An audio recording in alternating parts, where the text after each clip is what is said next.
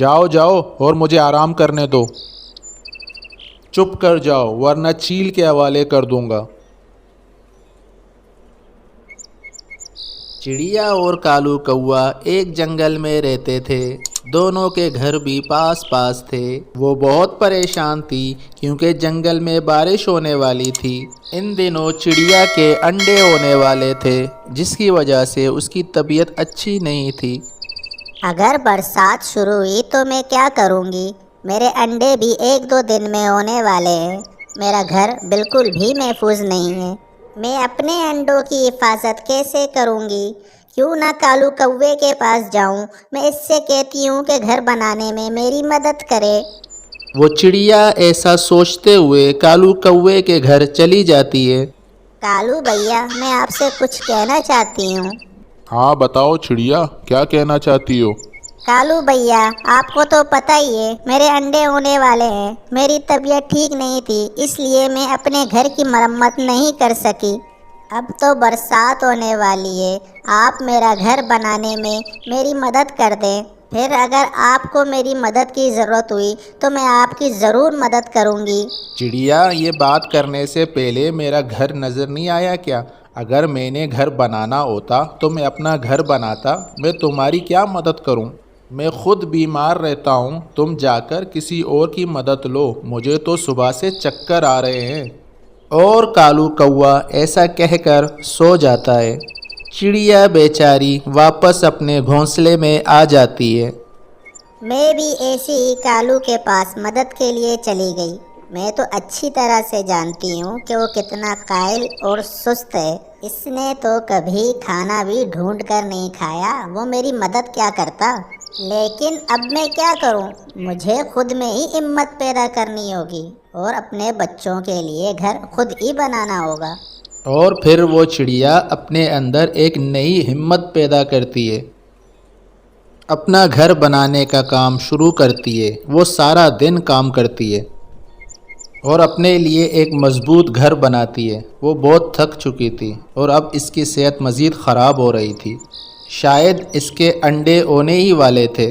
और फिर रात हो जाती है। चिड़िया अपने घर में आराम से सो जाती है। अगली सुबह चिड़िया का अंडा भी हो चुका था। वो बहुत खुश थी।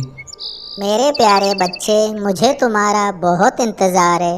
अब मुझे खाना भी जमा कर लेना चाहिए। अगर बरसात शुरू हो गई तो मुझे खाने की कोई परेशानी नहीं होगी। मैं कालू कौवे की तरफ जाती हूँ, उसे भी कहती हूँ कि मेरे साथ जाकर खाना ले आए। खुद से तो वो कभी नहीं जाएगा और अगर बरसात शुरू हो गई तो मुझे आकर तंग करेगा। और फिर चिड़िया कालू कौवे की तरफ जाती है।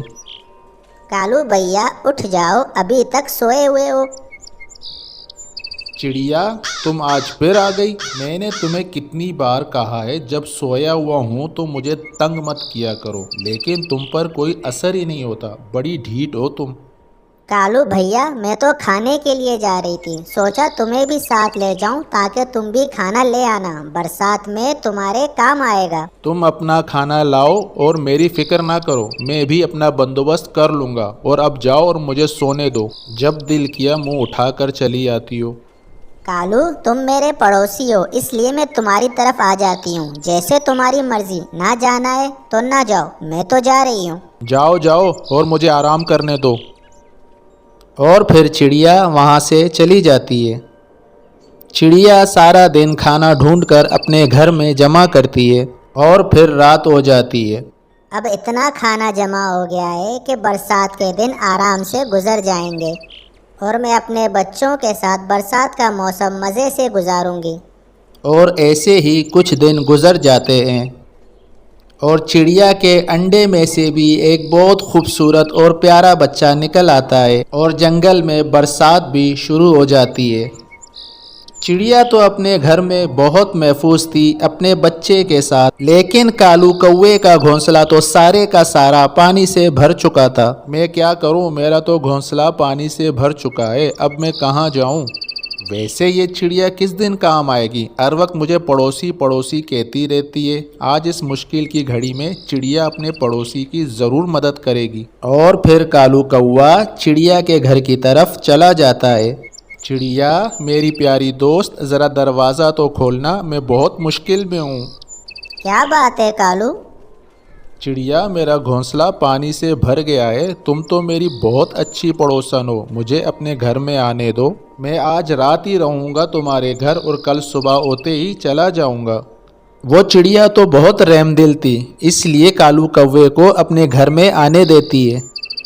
चिड़िया तुमने बहुत अच्छा घर बना लिया है और तुम्हारा बच्चा भी बहुत प्यारा है। चिड़िया अगर कुछ खाने को दे दो, तुम्हारा बड़ा एहसान होगा मुझ गरीब पर। और फिर चिड़िया कालू कौवे को खाना दे देती है, जिसे वो खा लेता है। खाना खाकर कौवा फौरन घोंसले में लेट जाता है। बाहर बारिश बहुत तेज़ हो रही थी और घर में कालू कौवा आरामदेह घोंसले में मज़े से सो रहा था। चिड़िया अपने बच्चे को सुलाकर खुद भी सो जाती है। कालू भैया उठ जाओ, सुबह हो चुकी है, अब तुम यहाँ से चले जाओ। हाँ हाँ चिड़िया, बस मैं थोड़ी देर में चला जाऊँगा। वो क्या है, कल सारा दिन बारिश में भीगा था, इसलिए मुझे बहुत ठंड लग रही है। बस ज़रा तबीयत संभलेगी तो चला जाऊँगा। अच्छा, ज़रा मैं किसी काम से बाहर जा रही हूँ, आप ज़रा मेरे बच्चे का ख्याल रखना। हाँ हाँ चिड़िया, मैं रख लूँगा, तुम जाओ। और फिर चिड़िया चली जाती है। कालू कौवा चिड़िया का सारा जमा किया हुआ खाना खा लेता है और सो जाता है। चिड़िया का बच्चा भूख से रो रहा होता है तो कालू कौवा उसे डांट देता है। चुप कर जाओ वरना चील के हवाले कर दूंगा। बच्चा डरकर बैठ जाता है। कुछ देर बाद जब चिड़िया लौट आती है तो देखती है कि कालू कौवा सो रहा था और घर में मौजूद सारा खाना वो खा चुका था। चिड़िया कौवे की सारी चालाकी समझ चुकी थी कि कौवा उसे बेवकूफ़ बना रहा है। अब मैं इसे अपने घर से निकाल कर ही रहूँगी। कौवे भैया ज़रा उठो, मैं तुम्हारे लिए ढेर सारा चावल लाई हूँ, वो ज़रा वज़नी है, तुम ज़रा उठाकर घर के अंदर ले आना। चावल का सुनकर कौवे के मुंह में पानी आ जाता है और वो फौरन घर से बाहर चला जाता है। चिड़िया जल्दी से घर का दरवाज़ा बंद कर लेती है। चिड़िया, ये तुमने अपने पड़ोसी के साथ अच्छा नहीं किया। मैंने वही किया जो मुझे तुम्हारे साथ करना चाहिए था। और कौवा बारिश में भीगता रहता है। इस कहानी से सबक मिलता है कि कायली और सुस्ती हमारे लिए परेशानी का सबब बनता है, इसलिए हमें कायली और सुस्ती को अपने अंदर से ख़त्म कर देना चाहिए।